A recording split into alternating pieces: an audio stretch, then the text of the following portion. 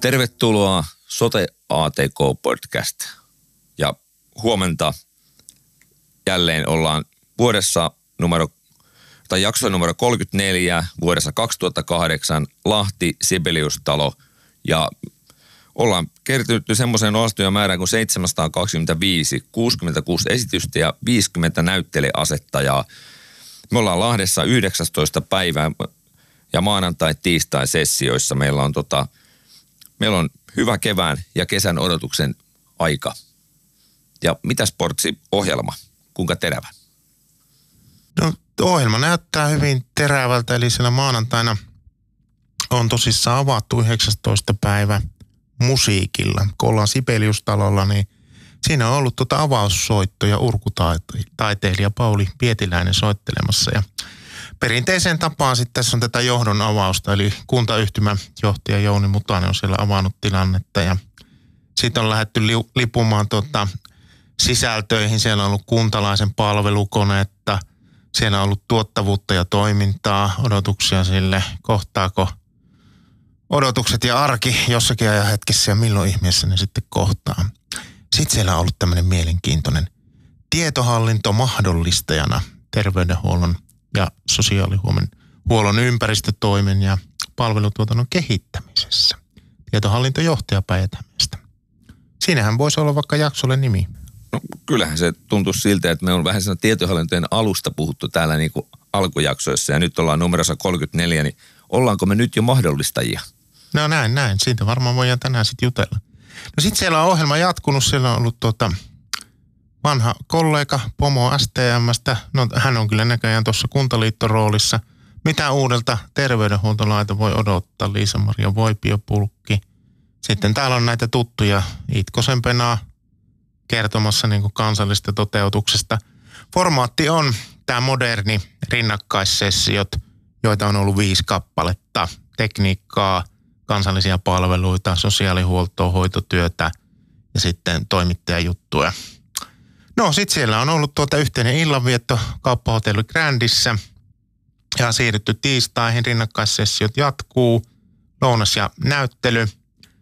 Sitten siirrytty päätössessioon, siellä on ollut kansalainen itsehoidon toteuttajana Martti Talja ja sitten Niilo Saranummi, tutkimusprofessori VTT:ltä, iso vaikuttaja tässä yhteentoimivuusasiassa ja muuta, niin kansainväliset tietojärjestelmätoteutukset versus sitten tämä suomalainen juttu, että missä mennään. Prosessit ja tietoteknologian tuki sitten lopetuksena siellä. Näin on saatu päivät valmiiksi. Niin ja katoitko vielä tuon prosessit ja tietoteknologian tuki, niin Kari Neilimo, vuorineuvos, taloustieteen tohtori.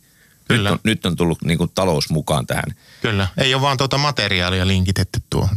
Ei, mutta varmaan on puhuttu siitä, että mikä tällä maksaa. No mikä täällä maksaa? Niin. Ja tietohallinnan se suuri murhe aina on, että kaikki maksaa. No niin, mutta mennäänkö me siihen päivän aiheeseen, niin Niin. Mitäs tämä mahdollistaminen nyt sitten oikein meinaa? Miten se tietohallinto AP mahdollistaa asioita? No onko meillä tämmöistä toiminnan kehittämisen niin kuin näkökulmaa, että kehitetäänkö me toiminta vai kehittyykö toiminta meidän tuella?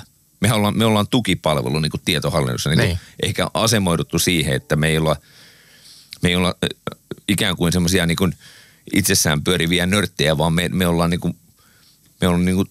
meidän täytyy tukea niitä toimintaprosessien niin kuin tekemistä ja mahdollistaa sitä arkea.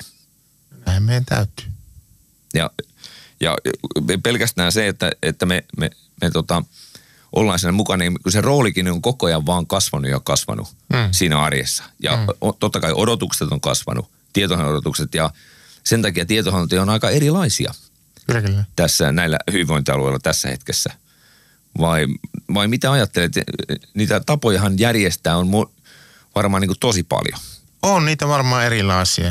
Sehän totta kai on elänyt myös ajan funktiossa ja niin kuin meilläkin on nyt sitten ollut, että on ollut tuota liikelaitosta ja sitten välillä tulee tämmöistä insourcausta ja moneen suuntaan liikehdintää.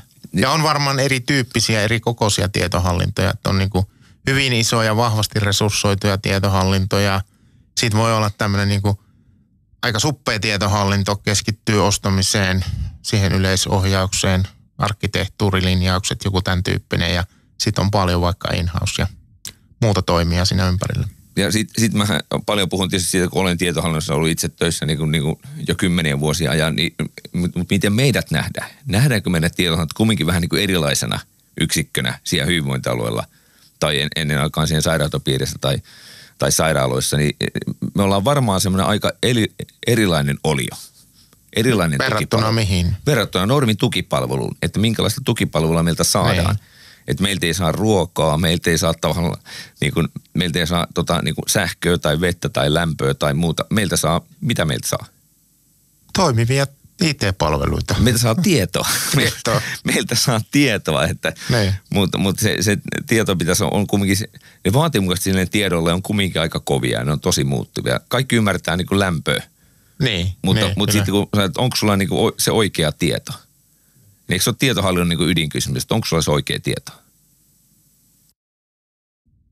Niin, ehkä se voi osittain olla tietoa. Nythän meillä on paljon myös tätä niin kuin muuta kulmaa tähän, että meillä on tämmöisiä erillisiä putiikkeja, jotka tekee tätä tietojohtamista ja muuta. Niin. Mikä näiden välinen rooli on? Niin, no joo, sekin on tietysti, että jossakin tietohallinnossa tavallaan on myös niin kuin kuorattu sitä niin kuin tietojohtamisen osalla ja jossakin ei, että kyllähän nämä on niin kuin monimuotoisia. Niin monimuotoisia, että jossakin se on tietohallinnossa, jossain muualla se on jossain ulkona. Juuri on erillinen yksikkö, joka vastaa, mikä se tieto on tiedolla johtamisen kuviot ja kaikki tämän tyyppistä. Niin ja ainahan se on tämmöistä niin kuin ikään kuin verkostoyhteistyötä, niin kuin tietohallinnon tekeminen. Hyvin harvoin se voikaan olla kovin itsellistä ja itsenäistä. Niin, kyllä. Mutta eikö tavallaan tietohallinto tai tietotekniikka nyt sitten rupeaa olemaan niin kuin samassa roolissa kuin joku sähkö? Että se on aika välttämätön ja pitää olla. Niitä ainakin pitäisi olla, jos multa kysytään, niin pitäisi olla. Että sitä tietojärjestelmää tulisi sieltä töpselistä. Niin, kyllä. Ja se on vähän niin kuin tommoinen, kun mietitään vaikka nyt meidän lääkinnällisiä laitteita ja muuta. Välillä unohtuu se tietotekniikkakulma sieltä.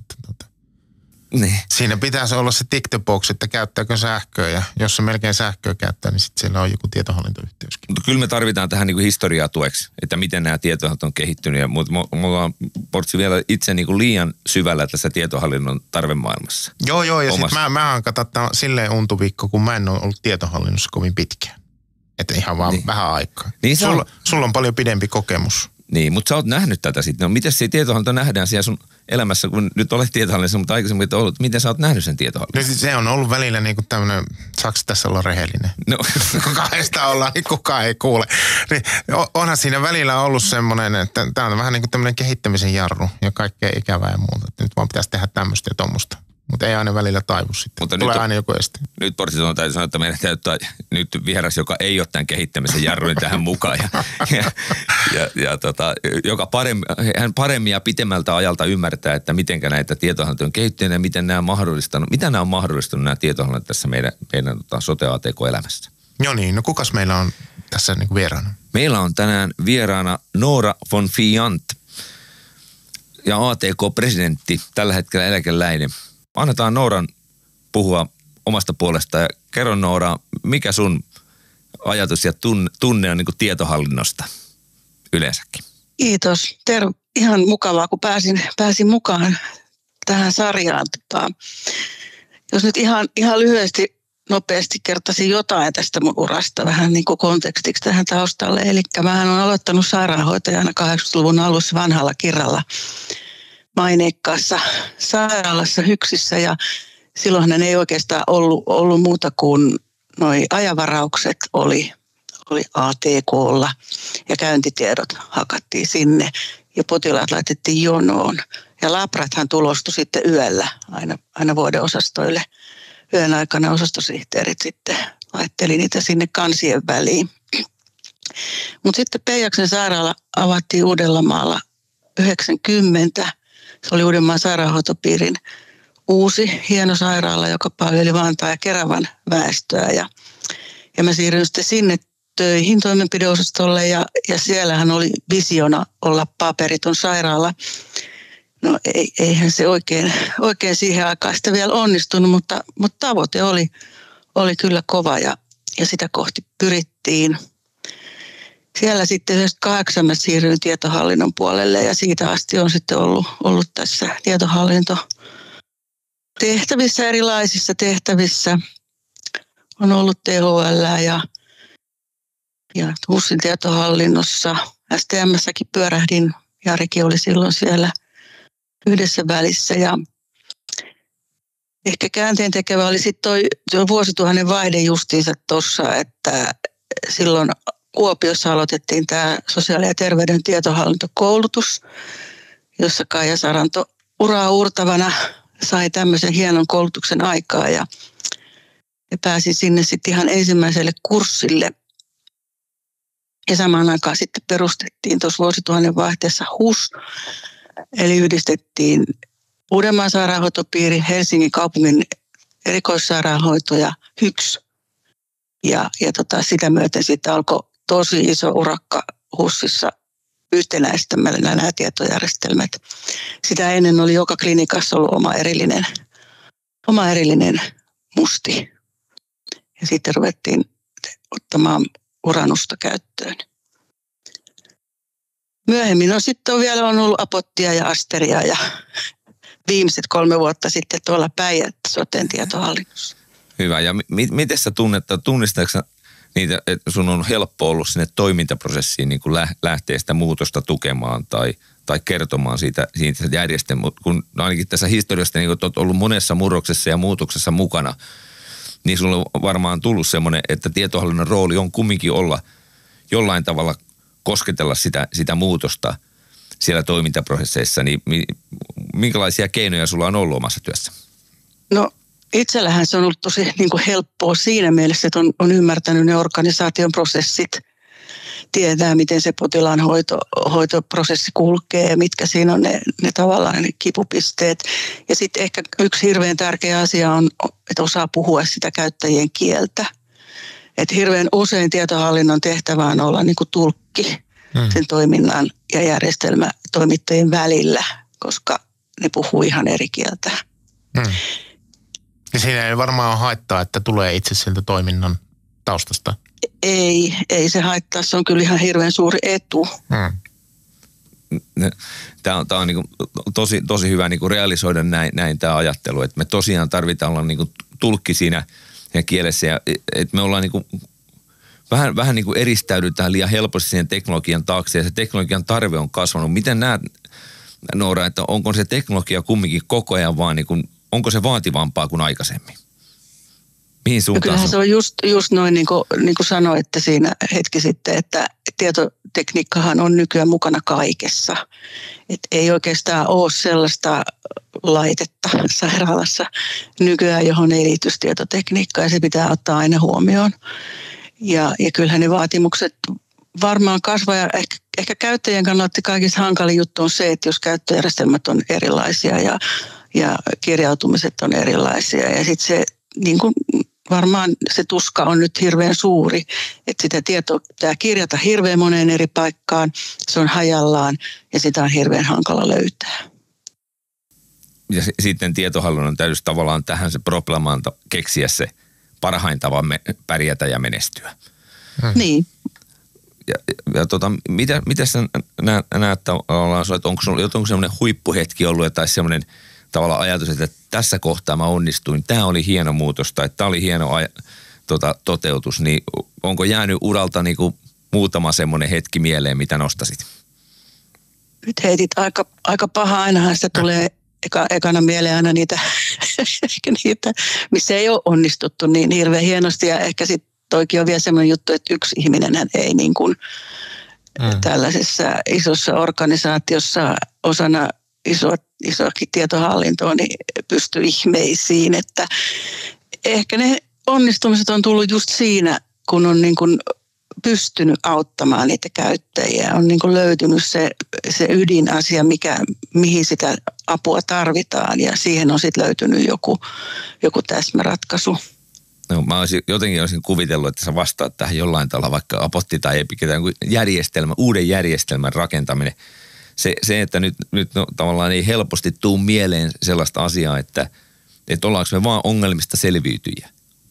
Osataanko me olla onnistuja? Tulihan tuossa tavallaan toi, että sit kun on saanut autettua sitä käyttäjää ja tulee joku, niin kyllähän se tavallaan on se.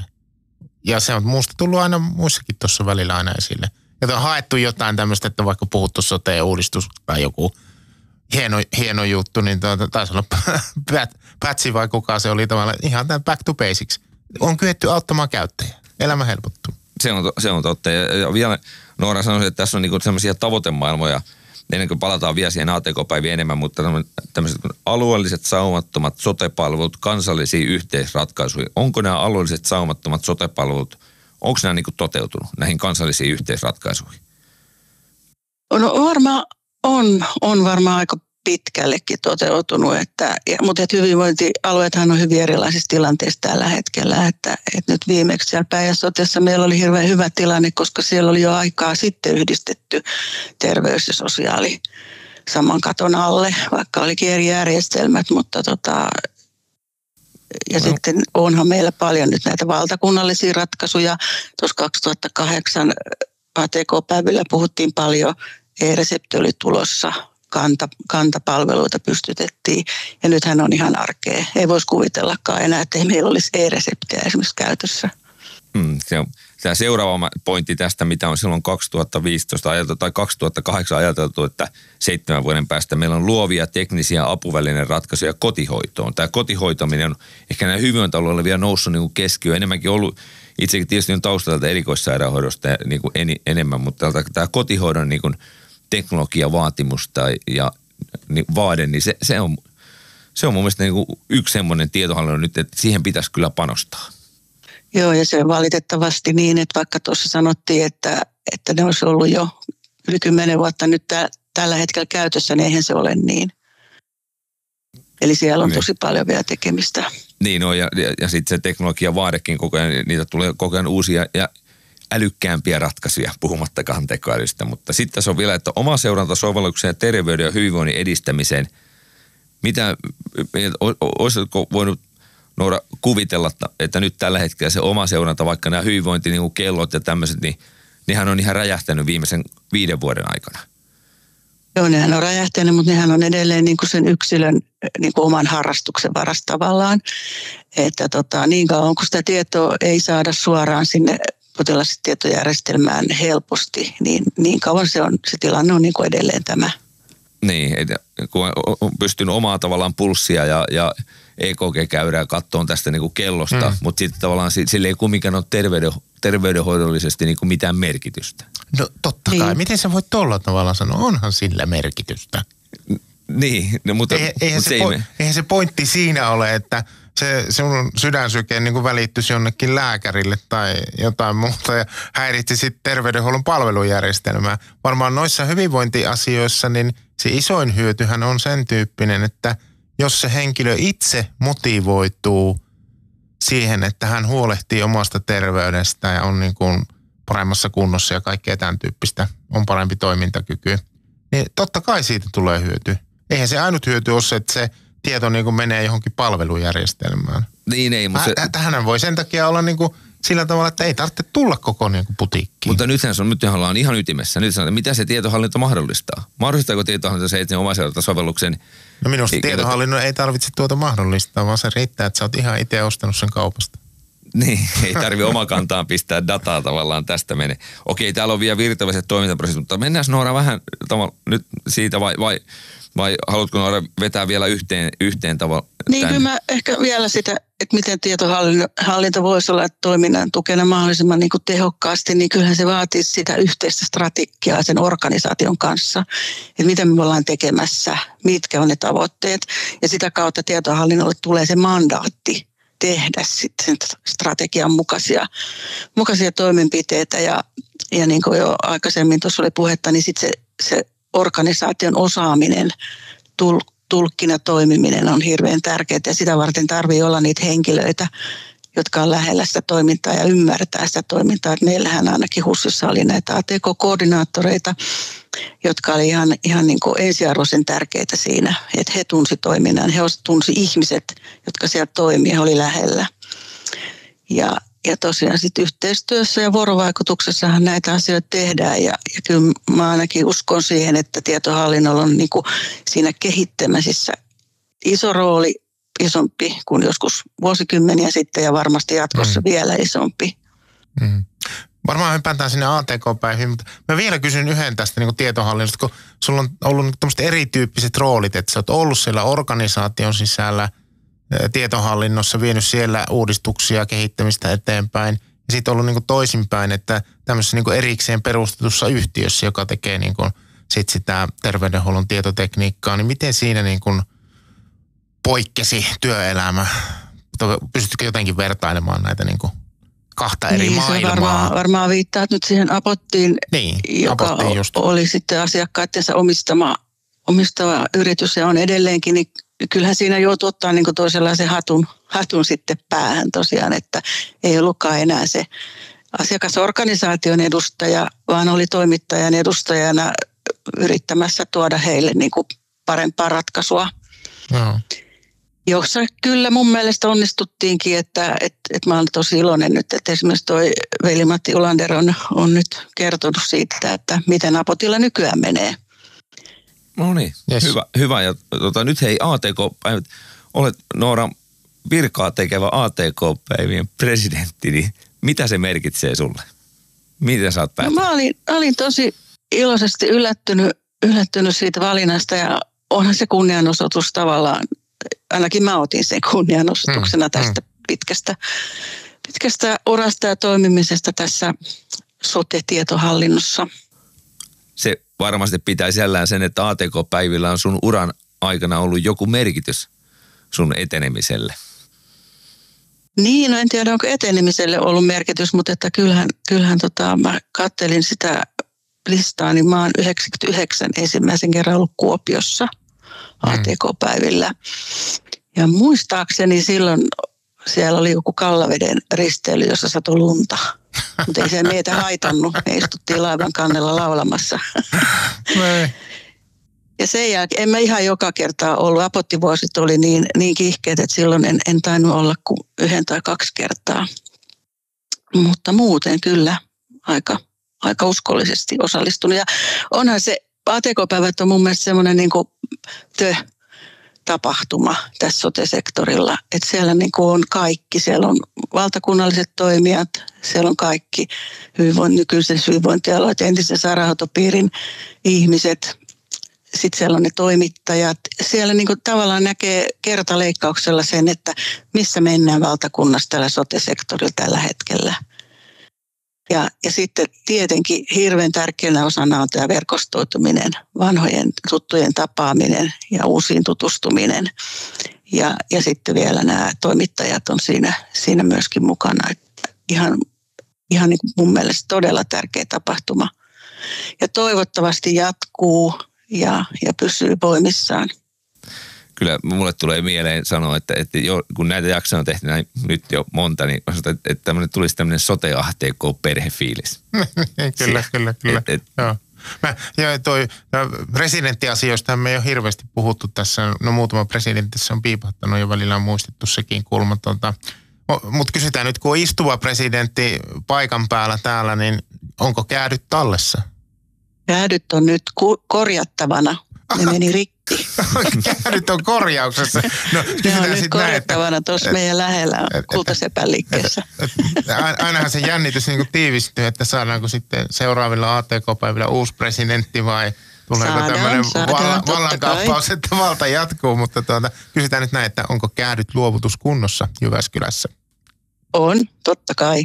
No niin, loistavaa. Mä itse ainakin, kun olin sen hetken siinä presidenttinä, niin kun katsoo sitä käätyä ja niitä nimiä siinä, niin kyllä siinä tuli semmoinen, että aika kova joukko ja paljon niin kuin tämmöisiä vaikutusvaltaisia, että on mä päässyt aika kovaan niin kuin listaan. No niin. Se oli jotenkin aika hyvä. ehkä se osaksi siksi, kun me ollaan tässä listassa, niin me sen takia osaksi tehdään tätä podcastia. Niin, tehdään tästä podcastia. Mites vielä siitä ATK-päivistä, niin kerroitkin jo aika hyvin tiivisti sen tapahtuman merkityksen ja tämän tyyppistä. Onko vuosien varrelta jotain erityisiä hauskoja sattumuksia, kohokohtia tai muuta, mitä haluaisit ATK-päiviltä vielä nostaa tähän? Kyllä niitä on tosi paljon, mutta tuossa mulle tuli mieleen semmoinen juttu, kun me oltiin Joensuussa sitten pari vuotta siitä 99 eteenpäin ja siellä oli se iltajuhla Kimmelissä ja siihen aikaan ei tarvinnut etukäteen ilmoittautua ja sinnehän tuli ihan hirveästi ihmisiä, kaikki ei meinannut mahtua sisään, mutta ne kantoi kellarista lisää tuoleja ja pöytiä ja kaivoi pakastimesta lisää ruokaa ja kaikki sai syödäkseen. Se oli ihan uskomatonta. Sen jälkeen tuli ilmoittautumispakko. Hyvä noste ja kuuluu tähän sote-ATK-henkeen, että näin on toimittu. Niin, tälleen on demand, että tämmöinen hyvin pilvipalvelu. Kapasiteetti kasvaa. Nyt on tosi haikeeta lopettaa tämä jakso, mutta Portsi, lopeta sä.